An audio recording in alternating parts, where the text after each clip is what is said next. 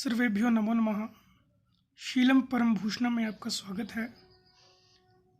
पिछली वीडियो में हमने दो विद्वानों के द्वारा बताए गए काल के बारे में पढ़ा था। अब हम दो और विद्वानों के बारे में पढ़ेंगे जिन्होंने वैदिक काल को निर्धारित किया है, वैदिक काल को बताने की कोशिश की है। बाल गंगाधर तिलक, जो कि आप स्क्रीन में देख रहे होंगे, बाल गंगाधर तिलक ने 4000 ईस्वी पूर्व से 6000 ईस्वी पूर्व माना है।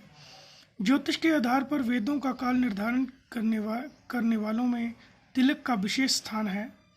वैदिक काल को 4 भागों में विभक्त किया है। बाल गंगाधर जो तिलक हैं, उन्होंने वैदिक काल को जो है वो 4 भागों में विभक्त किया है। तो कौन कौन से वो 4 भाग हैं वो हम पढ़ेंगे। तो जैसे कि आप देख रहे हैं स्क्रीन पर, सबसे पहले आता है अदिति काल, जो समय जो है वो 4000 से 6000 ईस्वी पूर्व माना है, जिसमें ग्रंथ, गद्य और पद्यात्मक मंत्र जिसमें वर्णित हैं।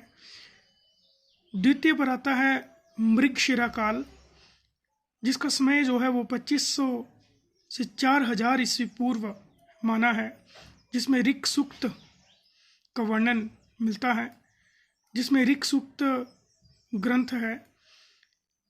कृतिका काल में जो है वो चारों वेदों का संकलन तथा ब्राह्मण ग्रंथों का वर्णन इसमें निर्धारित किया गया है।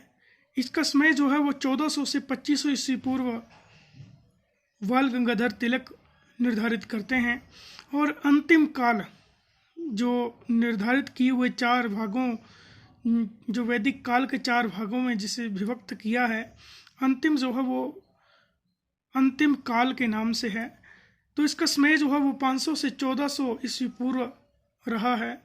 इसमें जो है वो सूत्र एवं दर्शन ग्रंथों की रचना मानी जाती है। तिलक का मानना है कि ब्राह्मण ग्रंथों के समय नक्षत्रों की गणना कृतिका नक्षत्र में होती थी। जो बाल गंगाधर तिलक जी हैं वो मानते हैं कि जो ब्राह्मण ग्रंथों के जो समय नक्षत्रों की गणना कृतिका नक्षत्र में होती थी, इनका मानना है। इस नक्षत्र में जो है वो दिन रात बराबर होते हैं, अतः बराबर होने के कारण जो है ब्राह्मण ग्रंथों की रचना हम 2500 ईस्वी पूर्व में हुई होगी, ऐसा मान सकते हैं। ये तिलक महोदय जो है, इनका मत है कि ब्राह्मण ग्रंथों की रचना जो है वो 2500 ईस्वी पूर्व रही होगी, और वैदिक काल जो है वो 4000 ईस्वी पूर्व से 6000 ईस्वी पूर्व मानते हैं। अब आगे बताते हैं कि तिलक के अनुसार संहिताओं के युग में दिन और रात उस समय बराबर होते थे जब सूर्य मृगशिरा नक्षत्र में होता था। तिलक महोदय का यह मानना है कि जब सूर्य जो है वो मृगशिरा नक्षत्र में होता था तो तो जो दिन और रात था वो बराबर होते थे। इसमें 6500 वर्ष लगभग पहले की बात है, पहले के हैं। इसमें जो 6500 वर्ष पहले के है, अतः संहिताओं की रचना का जो समय है वो 4500 ईस्वी पूर्व मानते हैं। तो बाल गंगाधर तिलक जो है वो वैदिक काल जो है वो 4000 ईस्वी पूर्व से 6000 ईस्वी पूर्व मानते हैं, और संहिताओं का समय जो है वो 4500 ईस्वी पूर्व मानते हैं।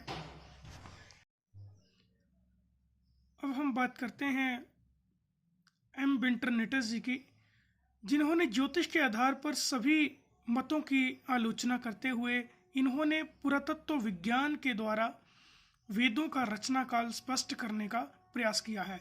जो एम विंटरनिटस जो हैं, उन्होंने ज्योतिष के आधार पर जितने भी मत थे उन सब की आलोचना की है, और इन्होंने पुरातत्व विज्ञान के द्वारा वेदों का रचना काल जो है वो स्पष्ट करने का प्रयास किया है। बाहरी प्रमाणों के असंगत, जो बाहरी प्रमाण थे उनको असंगत मानकर आंतरिक प्रमाणों की खोज की है। जो एम विंटरनिटस जो है उन्होंने प्रमाणों की खोज की है, उन्होंने ये जानने की कोशिश की है कि वैदिक काल क्या रहा होगा। तो आंतरिक प्रमाणों में ये स्वीकार है कि महावीर और बुद्ध ने वेदों को अपने से पूर्व का माना है।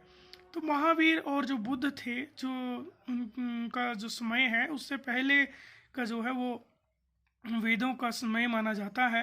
तो संपूर्ण वैदिक साहित्य के विकास के लिए कम से कम 2000 से 2500 वर्ष का समय आवश्यक है। मतलब जो भी वैदिक साहित्य के विकास के लिए अगर समय लगा होगा तो कम से कम 2000 से 2500 ईस्वी पूर्व मतलब वर्षों का समय आवश्यक है। इसी तरह अतः वैदिक साहित्य का रचना काल जो है वो 2000 से 2500 वर्ष पूर्व का रहा होगा। जो हमारे एम विंटरनेटर्स जी हैं वो कहते हैं कि वेदों का जो काल है वो 2000 से 2500 ईस्वी पूर्व का रहा होगा, ऐसा इनका मानना है। तो तिलक महोदय जो है वो वैदिक का काल जो है वो 4000 ईस्वी पूर्व मानते हैं, और एम विंटरनेटर्स जो हैं वो 2000 से 2500 ईस्वी पूर्व वैदिक काल मानते हैं। Thank you.